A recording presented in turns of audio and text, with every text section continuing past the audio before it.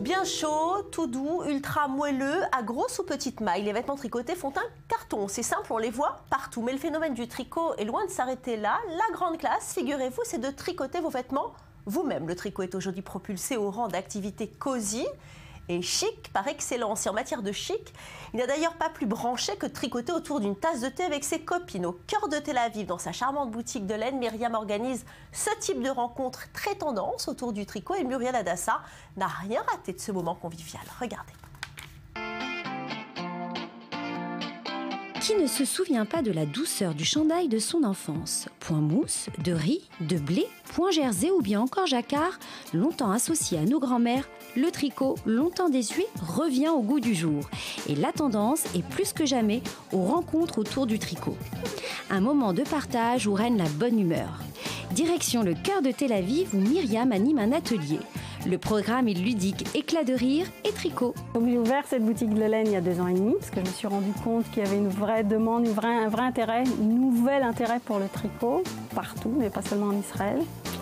Et donc c'est comme c'est aussi une passion, j'ai allié l'utile et l'agréable. Par le biais de cette boutique de laine, j'ai rencontré beaucoup de tricoteuses, des gens qui s'intéressaient aussi et qui tricotaient chacune dans leur coin, donc j'ai eu cette envie de les rassembler et on a créé ce cercle de tricot.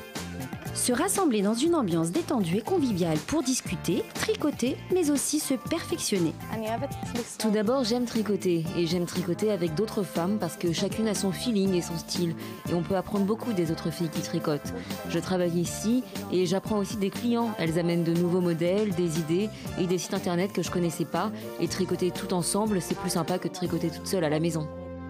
Ne croyez surtout pas que l'art du tricot est simplement réservé aux anciennes générations.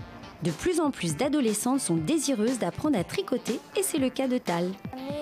J'aime beaucoup tricoter parce que ça détend énormément. J'ai choisi le tricot parce que j'aime la sensation de la laine entre mes doigts et j'aime aussi me créer des vêtements. Alors sortez vos aiguilles et lancez-vous dans la fabrication d'une écharpe ou d'un pull. Non seulement votre création sera mise à l'honneur, mais en plus, vous ressentirez des notes enfouies de votre passé. Un moment hors du temps. Et si la mode était un éternel recommencement ? Et en plateau avec moi, Peggy Bismuth, bonjour, et Muriel Hadassa, bonjour. Bonjour. Muriel, c'est vous qui avez voulu nous parler de cette nouvelle tendance. Oui.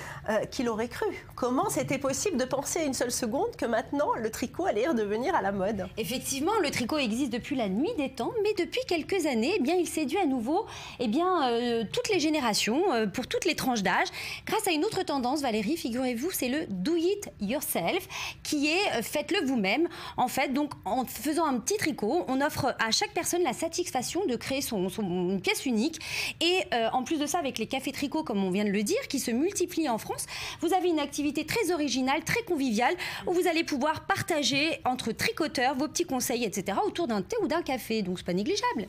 Alors vous, Peggy, vous êtes donc artiste crochet depuis 1 an. Comment vous est venu cet amour pour le crochet? Racontez-nous. Eh bien, c'est très simple. J'ai rencontré quelqu'un qui crochetait ce genre de crochet, c'est-à-dire un gros coton avec un gros crochet aussi, Oui. pas un petit crochet. Oui. Et j'ai trouvé ça très intéressant. Oui. J'ai trouvé ça très rapide. En fait, l'évolution de l'ouvrage va très vite. Et ça m'a tout de suite beaucoup plu, ça m'a branché. Et quand vous ça m'a étiez passionnée. petite, vous saviez déjà faire du crochet? J'avais fait du crochet plus jeune, Oui. vraiment beaucoup plus jeune. Mais c'était plus des petits C'était un napperons, des crochet, choses oui. comme ça. C'était Parce un que là, ce que vous crochet. faites, c'est vraiment des choses tendances. C'est beaucoup plus branché, beaucoup plus tendance, alors que oui, quand j'étais petite, j'avais appris à faire des napperons très classiques au coton. Bon, alors cette profession, vous l'exercez depuis 1 an. Qu'est-ce que vous faisiez avant? Bien avant, je faisais pas du tout de crochet, je travaillais dans le pétrole en Afrique. Oui, alors pourquoi vous avez décidé de changer par passion comme ça? Eh bien tout à fait. Depuis que j'ai rencontré cette personne, j'ai commencé à crocheter et de fil en aiguille. C'est le cas de le dire. De fil en aiguille, non, tout de suite, dès que j'ai commencé à crocheter, j'ai fait des sacs. Ouais. Et on m'a demandé les sacs, on voulait m'acheter les sacs. Donc c'est pas comme si j'avais vraiment eu... Moi, ça m'a passionnée. Alors allez-y, faites-moi voir ce que vous faites. Alors des petites pochettes. Alors je peux faire Alors des ce qu'il y a petites pochettes d'intéressant, comme ça. c'est que, bon, alors vous m'avez expliqué hors antenne, vous mettez combien de temps pour faire un petit sac comme ça? Une petite pochette comme ça, à peu près 2 heures. Bon, c'est sympa. Une par soirée, vous avez une robe jaune, hop, la petite Oui, ça, pochette jaune au crochet Je pour sortir. fais pas mal de petites pochettes pour les mariages. qui vont avec les tenues de soirée, Ouais. les robes. Alors, est-ce que vous donnez des cours de crochet? Je donne des Faut cours de apprendre crochet. quand même, hein. Je donne des cours de crochet, je donne des cours sur 2 heures, Ouais. c'est assez rapide. Je donne les cours tous les lundis. Ouais. Et c'est très rapide, c'est-à-dire c'est un cours, au bout de 2 heures, la personne repart avec un petit panier. Mais alors, c'est difficile parce que quand on voyait nos grand-mères crocher, on avait l'impression que c'était quelque chose qui était impossible pour nous à réaliser. Dites-nous. Alors c'est très facile. Voilà, c'est pas difficile, c'est très facile. À partir du moment où on connaît la maille, à partir du moment où on aime ça, c'est au bout de 2 heures, quelqu'un qui n'a jamais fait de crochet repart avec un panier. Ouais. Donc c'est juste pour vous dire, c'est facile. Ouais. C'est pas comme si on avait besoin d'étudier pendant 10 ans ou même pendant 6 mois. Bon. Parce qu'il y avait les histoires des mailles, alors il fallait compter les mailles, Il y a c'est toujours le différentes cas. mailles. Non, moi je compte rien, moi je compte quasiment rien. Je suis au feeling. Bon. Mais oui, il y a des mailles. Par exemple, là, on voit que la maille elle est différente de celle-ci Ouais. et de celle-là. Complètement. Ouais. Ah oui, Voilà. donc c'est des points différents. Ce sont en des fait. points différents. Muriel, alors ce qui m'a un petit peu surprise dans le reportage, c'est qu'il y a une petite jeune fille qui dit moi ça me détend de faire du tricot ou bien du crochet. Est-ce qu'on peut dire que finalement faire du tricot, c'est le nouveau yoga? Eh bien oui, effectivement, il a appelé comme ça, parce qu'en plus d'être tendance, effectivement, il a de nombreux bienfaits sur la santé. En fait, le tricot serait un vrai remède au stress. En pratiquant une activité comme le tricot, eh bien, ça permet de mettre ses soucis de côté. On se plonge dans une activité qui va redonner de l'énergie et qui va amener donc une réparation vers le moral. On parle même de trichothérapie. Il y a eu de nombreuses études menées sur les bienfaits du tricot, notamment aux États-Unis. Et le corps médical n'hésite pas à le prescrire donc comme anti-stress aux malades qui doivent subir des traitements lourds et douloureux. On le recommande pour réduire l'hypertension ou combattre l'insomnie. Et puis il y a même des médecins de l'université de Chicago, figurez-vous, qui le classent parmi les 10 meilleurs remèdes pour arrêter de fumer. On a d'autres remèdes encore comme calmer la dépression, ça permet d'éviter les pertes de mémoire grâce à la concentration. Il empêche donc l'apparition de l'arthrite parce qu'en fait on va bouger les articulations de nos doigts et on va solliciter le fluide qui va bien hydrater. Et puis bien évidemment il va aussi booster l'estime de soi. Et il y a une étude très importante qui a été menée aux États-Unis sur des jeunes femmes anorexiques. Sur 38 femmes hospitalisées, et bien non seulement 74% d'entre elles affirment que le tricot leur permettrait de se sentir moins préoccupées par leur poids, mais en plus, cette activité leur permettait de se procurer un sentiment de satisfaction. Alors, donc voilà, le tricot rend heureux. On l'a vu, à nouveau en vogue, certains l'ont bien compris, dessiner des modèles modernes de vêtements pour enfants et recruter ensuite des mamies tricoteuses pour les réaliser et les vendre sur Internet, eh bien, c'est le concept développé par Mamie Factory, une manière de dépoussiérer le tricot et pour de nombreux seniors se sentir utiles tout en complétant, pourquoi pas, leur pension de retraite. Regardez. Tu les mets sur la tête ? Il n'a que 2 ans mais pose déjà comme un vrai mannequin. Léon, star d'un jour, joue le petit modèle pour une jeune marque de tricot pour enfants. Baptisée Mamie Factory, la marque surfe sur le goût du fait main, mais pas seulement. À sa tête, une jeune entrepreneuse qui a décidé de miser sur les nouveaux seniors. Mamie Factory a essayé un peu de dépoussiérer le tricot. Je me suis dit, mais voilà, ces seniors, au lieu d'essayer de leur vendre des choses, pourquoi pas justement, comme ils sont de plus en plus jeunes et de plus en plus actifs, même à la retraite, pourquoi pas profiter de leur talent et leur faire créer des produits qui correspondront à cette envie de consommateurs de retourner à des choses authentiques et porteuses de sens. Les créations destinées aux enfants de 0 à 4 ans sont dessinées par une styliste et réalisées par une quarantaine de mamies partout en France, âgées de 60 à 90 ans. Dans son appartement parisien, aiguille en main, Jocelyne a rejoint la brigade des mamies tricoteuses en octobre dernier. Pour cette toute jeune retraitée, il était hors de question de rester à ne rien faire chez elle. J'ai toujours énormément tricoté depuis la naissance de mes enfants. Ça me détend. Quand je regarde la télévision, je ne sais pas regarder la télévision sans tricoter.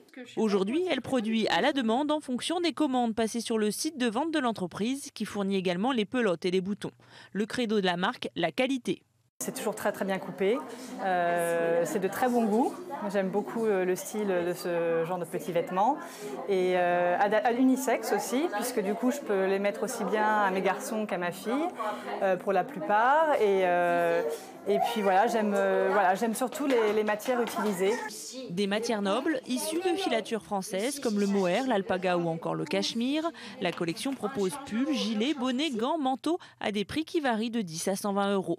Les mamies, elles, sont rémunérées 4 à 5 € la pelote tricotée. Un petit petits revenus, certes, mais qui complètent des pensions de retraite parfois faibles.